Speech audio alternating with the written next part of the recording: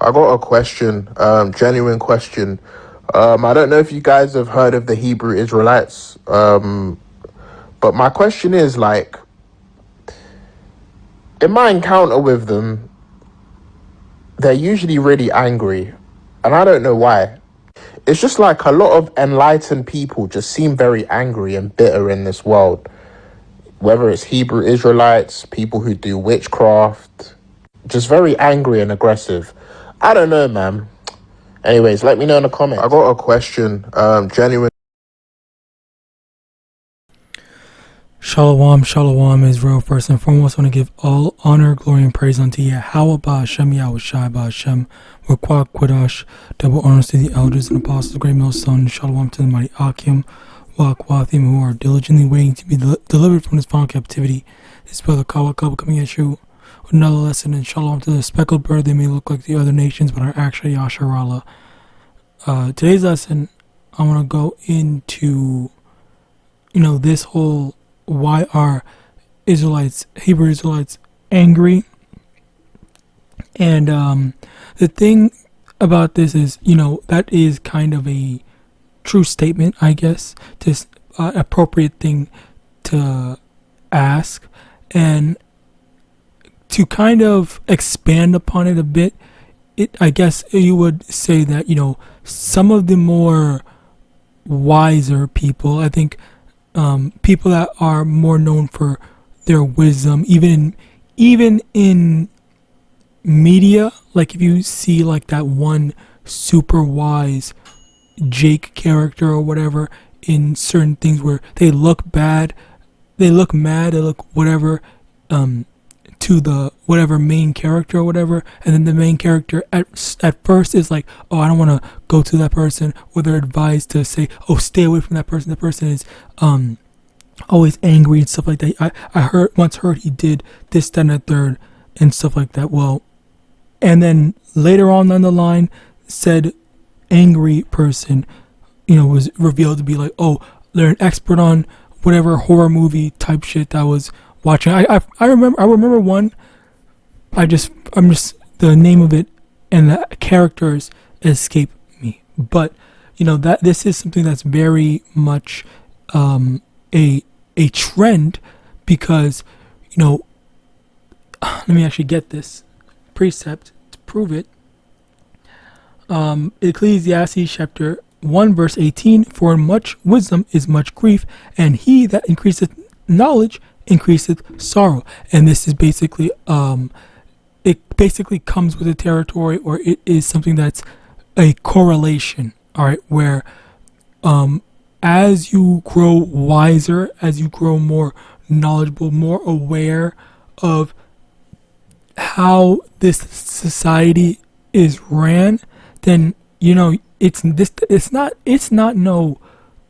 a good thing. Like let me correct myself. It is a good thing that you are aware of it, but the things that you are learning is not good. That's what I meant to say. Okay, and what I mean by that is how when you are aware of, like, say, the corruption of Babylon, that is something that's objectively, terrible to learn about. That's something that's objectively, like, that will objectively make you angry. Like, people, they think that, society is just about, good people, or America is nothing but good people, or that's what the Americans think about their country. They think that, America can do no wrong, DJT's doing everything right and whatever. But, for people that are actually aware of politics, that actually are aware of all the stuff that's going on, all right, that actually stay up to date with stuff like this, and they are able to know the truth.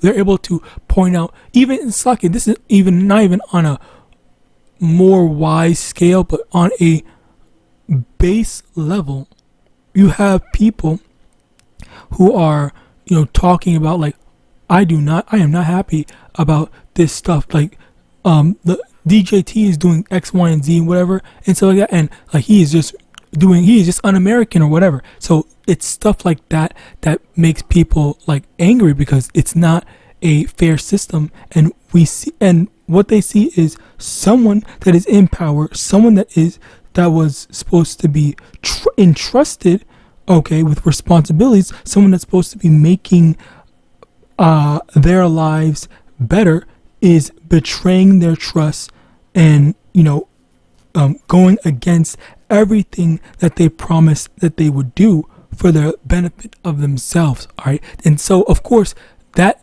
in Slovakia, that is something that's on a more base level. All right. That's on a more base level. Whereas if you actually take it to where we're at, all right, the Israelites, where it's not even just America, but it's everywhere. All right. Everywhere where there's racism. All right. Racism in, the police, racism at your job or whatever, racism or whatever type of stuff like that, where there's also just how society is structured, where, okay, well, the poor is constantly being taken advantage of. That whole trickle down, quote unquote, trickle down theory, where they let you as, or they don't let you as an employee, they don't let you gain wages. Like, if the company starts doing better, then all the employees start doing better. That is not the case. Instead, what they do is when the company as a whole starts doing better, then only the higher ups, only the bosses, the managers, the people in charge, the CEO, only they get paid. And that's basically what that is, where it's like when you hear about all this stuff that is going on, then it's like, oh well, this is infuriating to hear, because I'm over here working my ass off, I'm over here doing all this stuff, and what are you doing for us to incentivize more loyalty, incentivize more, a need to stay true to what I want, to what we need as a team, quote unquote team. You don't care about my, you don't care about looking out for me. All you care about is, okay, well, do your job. I don't care if I gain $1 billion. You're not going to get any of this shit. This is my money. This is my company, and you'll be grateful that I even give you any type of bonus or what's it called, free time or whatever type shit, where they don't care about the people, so they're going to keep on exploiting the people. And as someone is aware that they are being exploited, then that's where they're going to be angry at that. It's not necessarily a matter of being angry just for the sake of being angry. All right, so this is where you have this person who thinks, who doesn't understand that, this is the reason why so many people are angry. It's not just because, it's simply because there's a legitimate reason to being angry. All right. Now, in addition to that, Ecclesiastes chapter 7 verse 7, surely oppression maketh a wise man mad, and a gift destroyeth the heart. And that's the thing, where when you are in a bad situation, all right, that's going to make you mad. That's going to anger you. Okay, seeing the unfair treatment, seeing oppression, seeing whatever, that's going to say, like, this shit is ridiculous. This is stupid. But at the same time, say if you are someone that is, smart, and they say, hey, I like you, I don't like these other people, so what I'm going to give only you money. I'm going to give you a bribe or whatever, so you can say that, hey, everything is good. You don't have to worry about stuff. And sometimes, or let me correct myself. A lot of times, people, they don't even need a bribe, because they already accept things to be as they are. Where this is not the norm. This is not the norm. This is not how life in general is supposed to be. But of course, when people like him, who's going to question and stuff like this, which it should be abundantly obvious why we're angry, all right? Which I'm pretty sure, like brothers have said a million times, why we're angry. All right, but anyway, the reason why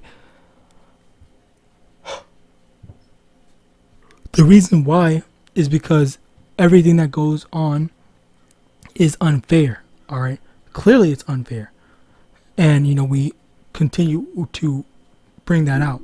Now, Ecclesiastes chapter 7 verse 4, the heart of the wise is in the house of mourning, but the heart of the fools is in the house of mirth. Okay, basically, being sorrowful, that means you're going to be wise, or slaki. The wise are naturally going to be not happy, all right, mourning or angry or otherwise, all right. Whereas the fools, they're going to be ignorant. They're going to be like, okay, well, I don't know of all the corruption. I don't know all this stuff. I'm just going to be happy because I don't have anything to worry about. I'm just an idiot. I'm just a dumbass and whatnot. And that's where you have, again, as I said before, people like this who are just saying, like, why are you so mad? Why are you doing this? Why are you doing that? You should be happy. Live life. Life is so good and stuff like that. Well, that's ridiculous then. That's ridiculous because life is not good for everyone. You know how many people are genuinely suffering, and these world leaders are either perpetuating that suffering or they don't care enough to do anything about it. Bear with me one moment. I might end this video afterwards.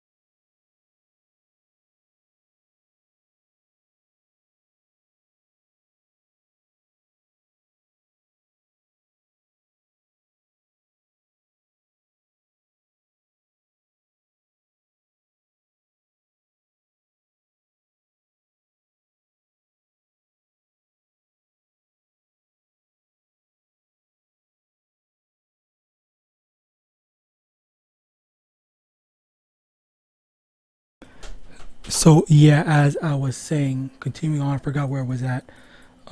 First Peter chapter 4 verse 17, for the time has come that judgment must begin at the house of Yahawah, and if it first begin at us, what shall the end be of them that obey not the gospel of Yahawah? Basically, how we are going through stuff now, so of course we're going to be because we're not in rulership, so then that's why we have to go through stuff now. We have to endure. All right, we have to endure because how things are going on, it's unfair. So we're waiting for the Lord to change and to adjust things. But aside from that, Proverbs 29 verse 2, when the righteous are in authority, the people rejoice, but when the wicked beareth rule, the people mourn.